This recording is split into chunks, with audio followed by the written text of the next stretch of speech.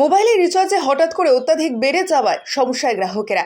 এখন সুন্দরবনের প্রত্যন্ত এলাকা সহ সারা ভারতবর্ষের মানুষের কাছে মোবাইল ছাড়া এক পাও চলতে পারে না সাধারণ মানুষ। ভোট পরবর্তী সময়ে সেই মোবাইলে হঠাৎ করে রিচার্জের টাকা বেড়ে যাওয়ার সমস্যায় পড়েছে গ্রাহকেরা। বাড়ির গৃহবধূ থেকে দোকানদার, এমনকি গ্রাহক, সবাই কিন্তু সমস্যার সম্মুখীন হচ্ছে।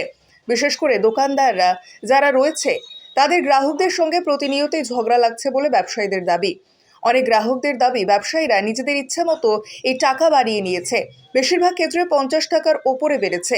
তবে গ্রাহকদের দাবি অবিলম্বে এই রিচার্জের পয়সা কমানো হোক।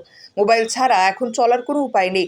বিশেষ করে SMS সবসময় আসতেই রয়েছে বিভিন্ন ক্ষেত্রে, যেমন রেশন, স্কুলে ভর্তি করতে গেলে, স্কুলের পড়াশোনা, আধার কার্ড, ব্যাংকের টাকা লেনদেনের ক্ষেত্রে মোবাইলে অবশ্যই প্রয়োজন পড়ছে।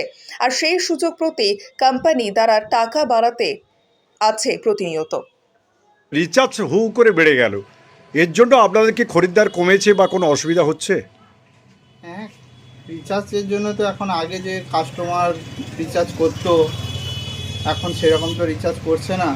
এসে লোক বলছে এত টাকা রিচার্জ বেড়ে গেছে, এই কারণের জন্য তো লোক তো রিচার্জ না করেই চলে যাচ্ছে। আপনি কি মনে করেন না হুট করে এত টাকাগুলো বাড়িয়ে দেওয়া কি ঠিক হলো? আপনাদের কি ব্যবসা ক্ষতি হচ্ছে না? ব্যবসা তো ক্ষতি হচ্ছে। রিচার্জ আগে দেখা যেত 1000-1500 টাকা করে প্রত্যেক দিন সেল হতো, এখন তো লোক রিচার্জই করছে না। আপনি কি চাইছেন দোকানদার হিসাবে আপনার কি কমুক, সেরকম তো আমরা চাইছি যে রিচার্জ একটু কমলে ভালো হয়। সবাই রিচার্জ করতে পারবে, গ্রাহক সবাই ব্যবহার করতে পারবে ফোনটা। আপনার নাম? আমার নাম রণজিৎ সাহু। দোকানের নাম? সাউ টেলিকম। রিচার্জ এই মাস থেকে টাকা বাড়ানো হয়েছে 50 টাকা করে। আগে 240 টাকায় রিচার্জ হয়ে যেত, এখন আরও 50 টাকা বেড়েছে। এখন তো সবারই মোবাইল দরকার হচ্ছে, বাচ্চাদের পড়াশোনা করতে, সব কিছুতেই মোবাইল লাগছে। এভাবে রিচার্জ বাড়ালে আমরা সাধারণ মানুষ কি করব? জিওর ভোটের পর থেকে জিওর মালিক এভাবে টাকা বাড়াচ্ছে।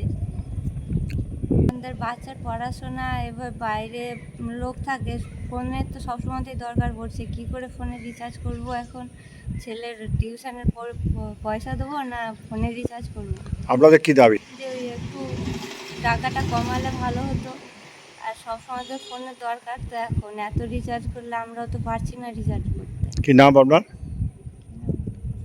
লীনা মণ্ডল।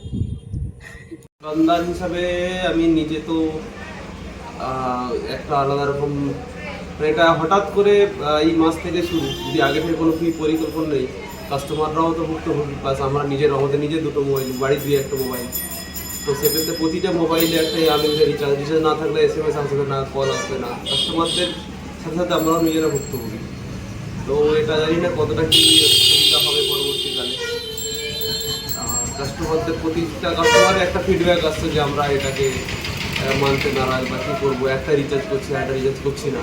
আবার সবচেয়ে বড় প্রবলেম, কোনো কিছু ব্যাঙ্কিং সমস্যা বা কোনো সরকারি কাজের ক্ষেত্রে OTP আসবে, রিচার্জ না থাকলে OTP আসবে না বিভিন্ন কোম্পানি। তো এই একটা বড় সমস্যা, মানে এটা কোনোভাবে মানা যায় না। যদি একটা টেলিকম কোম্পানি, যেমন শুধু BSNL ছাড়া, আমাদের এখানে তো BSNL নেই গ্রামীণ ক্ষেত্রে, এয়ারটেল, ভোডাফোন, জিও প্রত্যেকেই একদম সীমাহীন, মানে যেটা 79 মানুষ রিচার্জ করতো, যেটা কিপ্যাড ফোনের জন্য 79, সেটা হচ্ছে 99, মানে 11 টাকার উপরে বৃদ্ধি।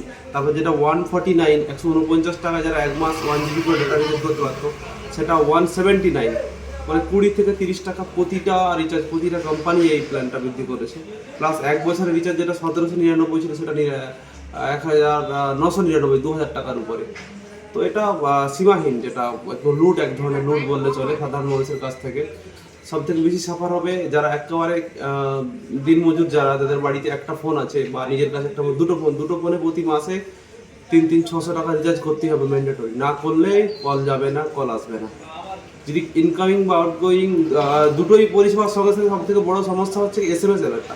SMSটাও বন্ধ থাকছে, যে তার কোনো প্রয়োজন থাকবে SMS-এ, ব্যাংকের মেসেজ বা আর OTP, সেগুলোও বন্ধ হয়ে যাবে। তো সেটা খুব বড় সমস্যার সম্মুখীন হবে মানুষজন। আপনার নাম?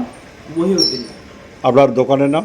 দোকানের নাম কিছুক্ষণ কমিউনিকেশন, হসপিটাল মোড়ে, একদম গ্রামীণ এরিয়াতেই দোকান।